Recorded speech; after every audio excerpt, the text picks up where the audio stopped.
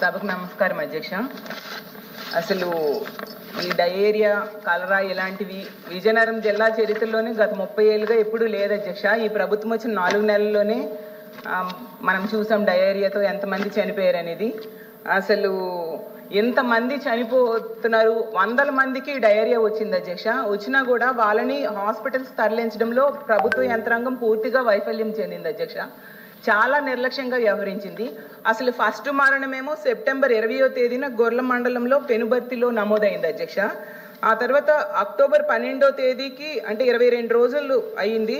అప్పటికి ఇంచుమించు 14 మంది వరకు చనిపోయారు అధ్యక్ష.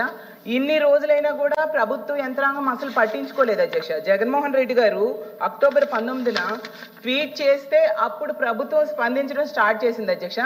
ఈవెన్ జగన్మోహన్ రెడ్డి గారు ఆ గ్రామంకి వెళ్ళి వాళ్ళని పరామర్శించాకే ఆ జిల్లా ఇన్ఛార్జ్ మంత్రి అయినా, హోమ్ మినిస్టర్ గారైనా, లేదా ఆరోగ్య శాఖ మంత్రి అంతవరకు వెళ్ళలేదు అధ్యక్ష. అంటే ఎంత నిర్లక్ష్యం ఉంది అనేది అర్థం చేసుకోవచ్చు అధ్యక్ష. అసలు ఎంత ఘోరం అంటే ఆ డయేరియా బారిన పడిన వాళ్ళకి స్కూల్ బెంచ్ల మీద ట్రీట్మెంట్ ఇచ్చారు అధ్యక్ష. దగ్గరలో 20 కిలోమీటర్లు విజయనగరం హాస్పిటల్స్ ఉన్నాయి, వైజాగ్ కూడా దగ్గరలో, అక్కడ తీసుకెళ్ళొచ్చు కదా అధ్యక్ష. అంటే ఎంత సిగ్గుచేట అనేది మనం అర్థం చేసుకోవచ్చు అధ్యక్ష. అలాగే తీసుకుంటే ఎక్స్గ్రేషియా ఇవ్వకపోవడం ఏంటి అధ్యక్ష? ఆ రోజు జగన్మోహన్ రెడ్డి గారు 2 లక్షలు ఒక్కొక్కరికి ఎక్స్గ్రేషియా ప్రకటించారు. అలాగే అసలు ఉన్న సంఖ్యని, చనిపోయిన వాళ్ళ సంఖ్యని ఎంతసేపు తగ్గించడానికే ప్రభుత్వం తగ్గించి చూపించాలని ప్రయత్నిస్తూ ఉన్న విషయం అర్థమవుతుంది. ఎందుకంటే కలెక్టర్ గారు ఒకరు చచ్చిపోయారు అంటారు, చంద్రబాబు నాయుడు గారు ఏమో 8 మంది అంటారు, పవన్ కళ్యాణ్ గారు 10 మంది అంటారు. అంటే ఉన్న సంఖ్యని తగ్గించడానికి ప్రయత్నించారు తప్ప దాన్ని ఎలా నివారించాలి, ఇది వాటర్ వలన వచ్చింది, అది ముందు ఆ వాటర్ పొల్యూషన్ ని తగ్గించాలి, వాళ్ళకి మంచి వాటర్ ఇవ్వాలి, దాని మీద దృష్టి లేదు. ఎంతసేపు చచ్చిపోయిన వాళ్ళ సంఖ్యను తగ్గించేద్దాము అనే దృష్టి తప్ప. ఎందుకు అధ్యక్ష మా జగన్మోహన్ రెడ్డి గారు వెళ్ళినంత వరకు ఇన్ఛార్జ్ మినిస్టర్ కానీ, హెల్త్ మినిస్టర్ గారు కానీ వెళ్ళలేదు అధ్యక్ష. అలాగే వాళ్ళకి ఆదుకోవాల్సిన అవసరం ఉంది. అలాగే ఇంత నిర్లక్ష్యం చేసిన అధికారులకి శిక్షించాల్సిన అవసరం కూడా ఉంది అధ్యక్ష. పరిహారం కూడా వెంటనే ప్రకటించాలని కోరుతున్నాను అధ్యక్ష. అసలు ఎవరైనా అధికారుల మీద చర్య తీసుకున్నారా లేదా అని కూడా అడుగుతున్నాను అధ్యక్ష. తీసుకోకపోతే చర్య తీసుకోవాలి, అలాగే ఎక్స్గ్రేషియా ప్రకటించాలని కోరుతున్నాను అధ్యక్ష. థ్యాంక్ యూ అధ్యక్ష. ఈ బడ్జెట్ గురించి ఇందాకటి నుంచి ప్రతిపక్ష నాయకులు, గౌరవ సభ్యులు అందరూ కూడా ఇష్టం మాట్లాడుతున్నారు అధ్యక్ష. అందులో వ్యాలిడిటీ లేదు, అందులో నిజం లేదు. గణాంకాలన్నీ వాళ్ళు మాట్లాడిన అన్నీ కూడా తప్పుడు తడకలు. అవన్నీ వాళ్ళు అలా మాట్లాడటం ఎంతవరకు కరెక్టో వాళ్ళ ఆత్మసాక్షికే వదిలేస్తాం అధ్యక్ష. వాళ్ళ సాక్షి పేపర్కి మాట్లాడితే మేము ఇన్నప్పులు చేశాము, అన్నప్పులు చేశాము అని మీరు ఎందుకు చెప్తున్నారు అని అంటున్నారు. అది వైట్ పేపర్ రిలీజ్ చేశారు సార్, శ్వేతపత్రం రిలీజ్ చేయడం జరిగింది. దాని మీద మీరెవరూ కూడా క్షుణ్ణంగా ఆనాడు ముఖ్యమంత్రి గారు చంద్రబాబు నాయుడు గారు రిలీజ్ చేసిన రోజు ఎవరు కూడా, మీరు ఇంతకుముందు మంత్రులుగా చేసిన వాళ్ళు కూడా ఎవరు కూడా దాని మీద గట్టిగా స్పందించలేదు. ఇక్కడికి వచ్చి మీకు ఎవరో నోట్స్ రాసి ఇచ్చారు కాబట్టి అవన్నీ మాట్లాడటం ఎంతవరకు కరెక్ట్ అనేది మీరే ఆలోచించుకోవాలి. 10 లక్షల కోట్ల పైన అప్పులు జరిగిన మాట వాస్తవం. ₹1 సంపద సృష్టించకుండా ఉండటం అన్నది వాస్తవం. 3 రాజధానుల పేరుతో సంపద సృష్టించే రాజధానిని ఏమాత్రం కూడా ఏర్పాటు చెయ్యకుండా నాశనం చేసిన మాట వాస్తవం. ఇంతకు ముందు ముఖ్యమంత్రిగా నారా చంద్రబాబు నాయుడు గారు పోలవరాన్ని 72% పూర్తి చేస్తే మీ హయాంలో, జగన్మోహన్ రెడ్డి హయాంలో ఇరిగేషన్ మంత్రులుగా ఇద్దరు ఉండి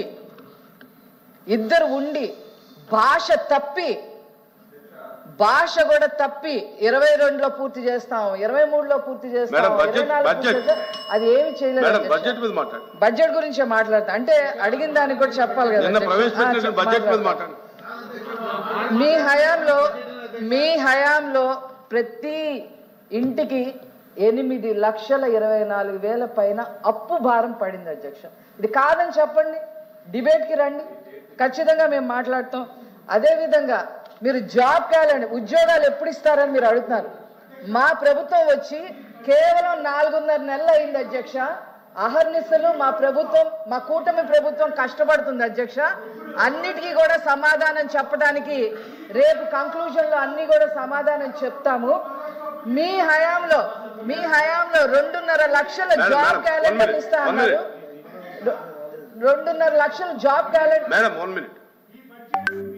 పెట్టిన బడ్జెట్ ఈ పుస్తకంలో గత ప్రభుత్వం మీరు అలాగే అది కాదు సార్, ఇంతకుముందు గౌరవ ప్రతిపక్ష నాయకుడు కోరిన మేరకు మీరు సభ్యుల్ని ఇంటర్వ్యూ అవ్వదని మీరే చెప్పారు. మీరు వాళ్ళకి అవకాశం ఇస్తే ఎట్లా? ఇప్పుడు మీరు ప్రవేశపెట్టి దయచేసి నాకు అర్థమైంది.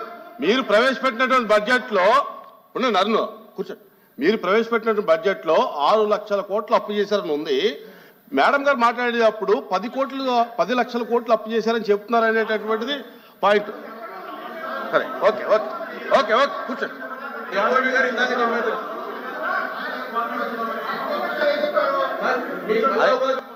అరుణ్, అది జస్ట్ ఒకసారి అధ్యక్ష ఒక్క నిమిషం అప్పుల్లో కార్పొరేషన్ పరంగా చేసిన అప్పులు ఇందులో కూర్చోండి రామారావు, కూర్చోండి. ఇందులో కలవాలి అధ్యక్ష. ఇది బడ్జెట్ గురించి చెప్తున్నారు రామారావు, కూర్చోండి. జాబ్ క్యాలెండర్ ప్రతిదీ పట్టి అధ్యక్ష గౌరవ సభ్యులు అడిగారు. ఒక మాట అడిగారు అధ్యక్ష, మీరు ఉద్యోగ రామారావు కూర్చోండి, అప్పులు అవన్నీ దొరకట్లేదు అక్కడ రికార్డుల్లో. కూర్చోండి. ఎవరు నాయుడు గారు? మీరు ఎవరు? అధ్యక్ష కూర్చోండి అరుణ్, కూర్చోండి. బడ్జెట్ గురించి మాట్లాడటంతో పాటు ఈ ప్రభుత్వాన్ని దుయ్యబట్టడమే పనిగా వాళ్ళు పెట్టుకున్నారనేది స్పష్టం అధ్యక్ష. అందుకనే నేను మాట్లాడాల్సి వస్తుంది. మీరు ఎన్ని ఉద్యోగాలు సృష్టిస్తారు? వచ్చి మేము 4.5 ఏళ్ళు అయ్యింది, 4.5 నెలలు అయ్యింది. ఆల్రెడీ ఉద్యోగాలు రప్పించడం కోసం నారా లోకేష్ గారు మొన్న మధ్య అమెరికా ప్రయాణం కూడా చేయడం జరిగింది. మీ అందరికి కూడా తెలుసు. నిన్నటికి నిన్న రిలయన్స్ వాళ్ళు వచ్చారు, ఒప్పందాలు చేసుకున్నారు. 2.5 లక్షల ఉద్యోగాలు ఇవ్వటానికి వాళ్ళు ముందుకు వచ్చారు. మీ హయాంలో నేను ఎక్కువ ఈ ఉత్తరాంధ్రకు సంబంధించి బొత్స గారికి కూడా వారి మనస్సాక్షి తెలుసు. మరి ఇక్కడ మరి ఏం మాట్లాడతారు? మీ హయాంలో ఉత్తరాంధ్రలో వచ్చిన పరిశ్రమలు అన్ని లూలు గ్రూప్ తో సహా అన్ని గెంటేయటం వాస్తవం కాదా? ఇప్పుడు అవన్నీ మళ్ళీ రివైజ్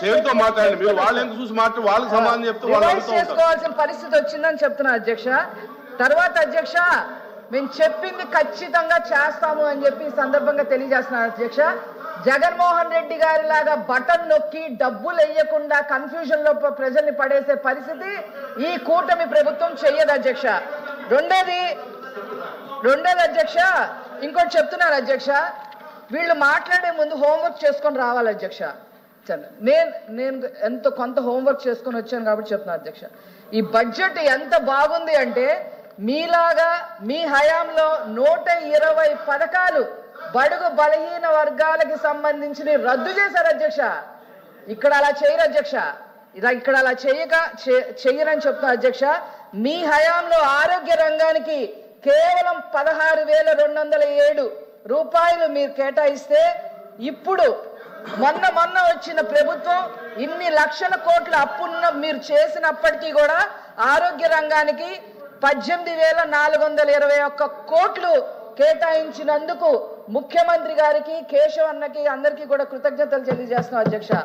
అట్లాగే మీ హయాంలో 2023-24లో పట్టణాభివృద్ధికి కేవలం 8,996 రూపాయలు మాత్రమే మీరు కేటాయించడం జరిగింది. అవి కూడా ఖర్చు పెట్టలేదు. కానీ పట్టణాభివృద్ధికి 11,490 కోట్లు కేటాయించడం జరిగింది అధ్యక్ష.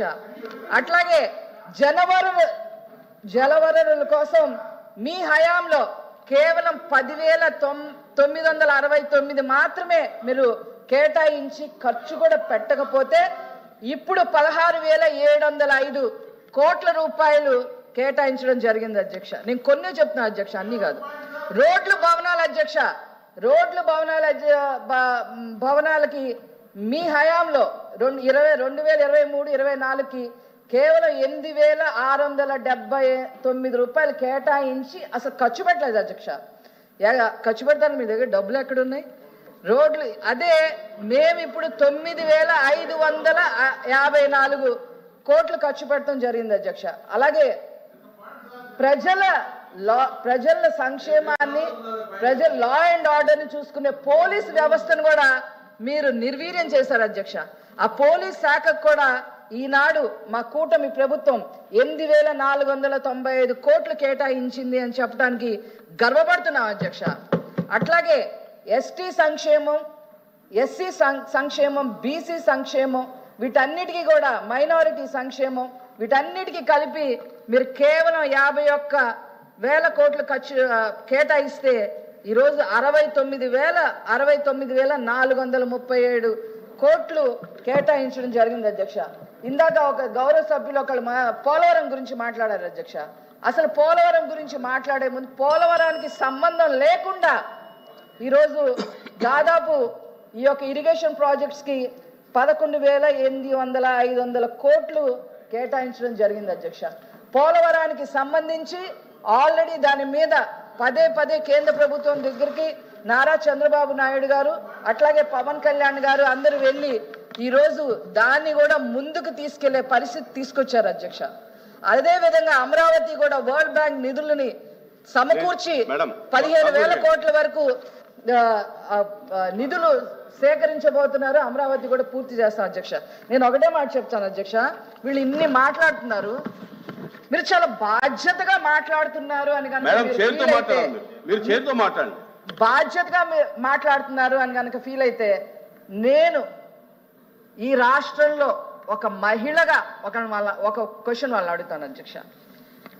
ప్యాలెస్ పెన్ను పేపర్ల కోసం, ప్యాలెస్ కి ఐరన్ ఫెన్సింగ్ల కోసం, సచివాలయాలకు రంగులు వేసినందుకోసం, సర్వే రాళ్ల మీద జగన్ గారి ఫోటోలు వేసినందుకు, ఋషికొండ విలాసవంత భవన నిర్మాణం కొరకు ప్రకటనల పేరుతో సాక్షికి దోచిపెట్టింది, పట్టాదారు పాస్ పుస్తకాలు జగన్ గారి ఫోటోల కోసం, ప్యాలెస్ లో ప్రభుత్వ ఖర్చుల కోసం, ప్యాలెస్ లో ఎగ్ పఫ్లు తినడం కోసం, మద్యం షాపుల్లో ఎలుకలు పట్టడం కోసం అయిన ఖర్చు, ప్యాలెస్ వద్ద 986 మంది సెక్యూరిటీ ఖర్చులు, ప్యాలెస్ ప్రహరీకి అయిన ఖర్చులకి, ప్యాలెస్ ముందు రోడ్ల నిర్మాణం కోసం అయిన ఖర్చు, జగన్ గారి ఫ్యామిలీ పర్సనల్ టూర్ ఖర్చులు, ప్యాలెస్ లో తాత్కాలిక మొత్తం 5,871.37 కోట్లు అయింది అధ్యక్ష. ఈ డబ్బులు తిరిగి కట్టారా లేదా అధ్యక్ష? బాధ్యతగా ఉంటే ఇవన్నీ ప్రజల కోసం ఖర్చు పెట్టింది కాదు అధ్యక్ష. కాదు, వీటికి కూడా మీరు సమాధానం చెప్పాలి, వీటికి కూడా మీరు ఖచ్చితంగా సమాధానం చెప్పాలి అని చెప్పి ఈ యొక్క బడ్జెట్ ఏదైతే కూటమి ప్రభుత్వం ప్రవేశపెట్టిందో దానికి మేమందరం పూర్తి మద్దతు తెలుపుతూ ప్రత్యేకంగా ముఖ్యమంత్రి గారికి, డిప్యూటీ సీఎం గారికి అందరికీ కూడా కృతజ్ఞతలు తెలియజేస్తూ సెలవు తీసుకున్నాను. చివరిగా లక్ష్మణ్ రావు, ఈరోజు చివరిగా లక్ష్మణ్ రావు